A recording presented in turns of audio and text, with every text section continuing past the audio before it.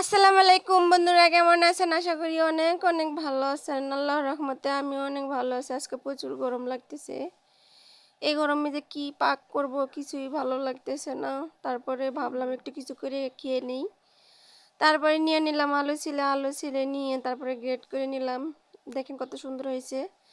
তারপরে দিয়ে দিলাম এগুলো আলুর সাথে বেসন, তারপরে দিয়ে দিলাম কর্নফ্লাওয়ার, তারপরে পেঁয়াজ কুচি, কাঁচামরিচ কুচি, হলুদ গুঁড়ো, মরিচ গুঁড়ো, ধনিয়া গুঁড়ো, লবণ পরিমাণ মতো দিয়ে ভালো করে মিশিয়ে নিব একসাথে।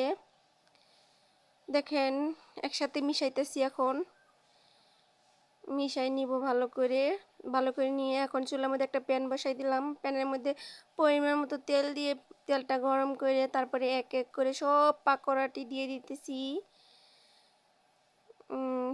দেওয়া হইতেছে, তারপরে উলটপালট করে দিব, উলটপালট করে দিতেছি। এখন দেখেন কত সুন্দর একটা কালার আসছে, অনেক সুন্দর হয়েছে। তারপরে ভাজা হয়ে গেছে, এখন উঠাই নিব সবগুলো। এভাবে সবগুলো ভেজে নিলাম। দেখেন কত সুন্দর হয়েছে, অনেক মচমচ হয়েছে, একটু ঝাল ঝাল হয়েছে, অনেক ভালো লাগছে। তারপরে এই তেলের মধ্যে আলু ভেজে নিব, এর জন্য আলুটি দিয়ে দিলাম। তারপর আলুটি এক এক করে বিছাই দিলাম, দিয়ে তারপরে ঢাকনা দিয়ে ডেকে দিলাম। আলুর সাথে দিলাম হলুদ গুঁড়ো, মরিচ গুঁড়ো, ধনিয়া গুঁড়ো, লবণ পরিমাণ মতো, আদা রসুন বাটা দিয়ে তারপরে একসাথে মিশাই দিলাম।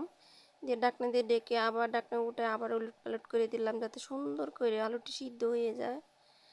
এটা তো আমার ছেলের অনেক প্রিয়, তার জন্য সুন্দর করে ভেজে নিতেছি। তারপর আবার ঢাকনা দিয়ে ডেকে দিলাম, ঢাকনা উঠে আবার উলট পালট করে দিলাম। দেখেন কত সুন্দর হয়েছে, অনেক মচমচ হয়েছে আলুটি। তারপর আবার ঢাকনা দিয়ে ডেকে দিলাম আরও একটু ভালো করে সিদ্ধ হওয়ার জন্য। আবার ঢাকনাটা উঠাই নিলাম। দেখেন কত সুন্দর হয়েছে। আসসালামু আলাইকুম, ভুল হলে ক্ষমা করে দিবেন।